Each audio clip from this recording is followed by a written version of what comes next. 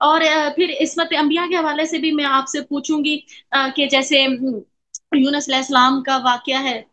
اور بھی چیزیں سوری خطا یا گناہ کے حوالے سے ہمیں انبیاء کرام کے متعلق کیا عقیدہ رکھنا چاہیے، اور پھر ایک سنن ابی داؤد کی 4449 ایک اپنا کیا نام ہے حدیث ہے،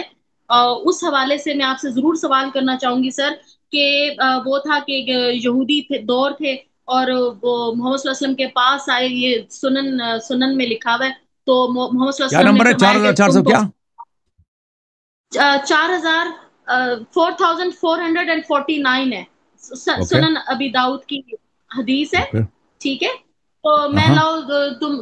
رات میں سے میں فیصلہ کر دیتا ہوں، میں بالکل مختصر کر کے پڑھ رہی ہوں، فیصلہ کر دیتا ہوں۔ تو انہوں نے یہ سوال کیا، اور میرا بھی یہ سوال ہے کہ کیا شیعہ مذہب میں بھی اس طرح کی کوئی روایت موجود ہے، اور اگر ہے تو نان مسلمز کا، یہ کافروں کا یہ سوال تھا کہ جب تورات سے ہی نبی پاک نے فیصلہ دینا تھا، ٹھیک ہے، تو پھر اپنی شریعت کیوں کنٹینیو کی؟ جب فیصلے ہی تمہارے رسول جو ہے ہماری شریعت سے دے رہے ہیں، تو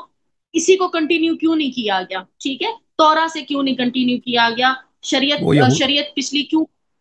تو یہ آپ تو ذرا یہ یہودیوں کا چیک آپس میں کیجئے گا۔ جھگڑا ہوا تھا نا، ایک دوسرے کی بات کو نہیں مان رہے تھے نا یہودی جو تھے،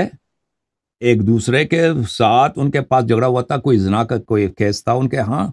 ان کا آپس میں نزاع جا رہا تھا، اپنے آپس کی جو ان کے علماء تھے ان کی بات کو نہیں مان رہے تھے، تو وہ نبی صلی اللہ علیہ وسلم کے پاس آ گئے، تو رسول صلی اللہ علیہ وآلہ وسلم نے وضع التوراة عليها ثم قال آمنت بك وبمن أنزلك ثم قال ائتوني بأعلمكم فأتي بفتى شاب ثم ذكر قصة الرجم۔ تو رسول صلی اللہ علیہ وسلم نے کہا کہ مجھے تورات پہ ایمان ہے، اور جس اللہ نے تورات کو نازل کیا، تو یہ تو بالکل ہمارا عقیدہ ہے کہ ہمیں تورات پہ ایمان ہے، ہمیں صرف قرآن پہ ایمان نہیں ہے بھائی، جو بھی مسلمان کہہ دے کہ تورات کو نہ مانے وہ کافر ہے، انجیل کو نہ مانے بے کافر ہے۔ شک، ہم تورات کو مانتے ہیں، انجیل کو مانتے ہیں، لیکن ابھی جو ہے ابھی موجودہ جو تورات انجیل ہے اس میں چینجز بہت زیادہ ہے۔ رسول اللہ صلی اللہ علیہ وسلم جی کے جی زمانے میں، اس زمانے میں چینجز کم تھے، بلکہ اس زمانے میں چینجز شاید نہیں تھے۔ اس کی وجہ کیا تھی؟ اس کی وجہ یہ تھی کہ ابھی رسول صلی اللہ علیہ وسلم تشریف لائے نا، ان کے زمانے میں جو تورات تھے اس میں لکھے تھے، سب پیغمبر صلی اللہ علیہ وسلم کی نشانیاں لکھی تھیں، امیر المومنین اہل بیت علیہ السلام کی نشانیاں لکھی تھیں، وہ کیا ایسا پیغمبر آئے گا اس کا اہل بیت ایسا ہوگا، اس کے اہل بیت کے غاصبین اس طرح ہوں گے، تو اس کے بعد علماء نے اس کو ہٹا دیا، یہودیوں نے اس کو ہٹا دیا اور عیسائیوں نے ہٹا دیا، تو وہ تورات تو صحیح ہے، اس پہ ایمان تھا، پیغمبر ہمارا بھی ایمان ہے، وہ جو اصلی تورات ہے، ٹھیک ہے نا؟ تو یہ تو ایمان رسول صلی اللہ علیہ وسلم نے اب یہودیوں کے لیے، یہودیوں کے اپنی شریعت سے، کیونکہ وہ مسلمان تو تھے نہیں نا، اسی کتاب کو مان رہے تھے، ان کے اپنے شریعت سے حکم دیا ہے، یہ اس طرح نہیں ہے کہ مسلمانوں کے لیے تورات کا حکم دیا ہے، مسلمانوں کے اچھا لیے تورات کا حکم تو نہیں دیا نا، وہ ان کا آپس میں جھگڑا تھا بھائی، ان کے قتل قتال پتہ نہیں کیا فساد ہوتے ہیں،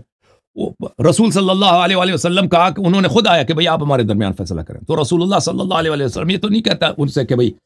میری شریعت کو تم قبول کو تم مانتے نہیں تھے اپنے پیغمبر کی شریعت کو، تو ان کے اپنے کتاب سے ان کو فیصلہ سنایا کہ تمہاری کتاب میں اس کا حکم رجم بنتا ہے، ٹھیک ہے، اس کے اپنے بڑے عالم کو بھی انہوں نے بلایا، تو انہوں نے بھی مان لیا کہ بھائی یہ حکم صحیح ہے، یہ ایک مصالحہ تھا، یہ کیا تھا کہ ان کے درمیان جو فساد کا جو کنڈیشن ہے، جھگڑے کا جو کنڈیشن ہے، ان کے درمیان مصالحہ کیا جائے کہ بھئی تمہارے اپنی کتاب میں یہ لکھا ہے تم یہ کرو، اس کا مطلب یہ نہیں ہے کہ ان کی اپنی شریعت غلط ہے۔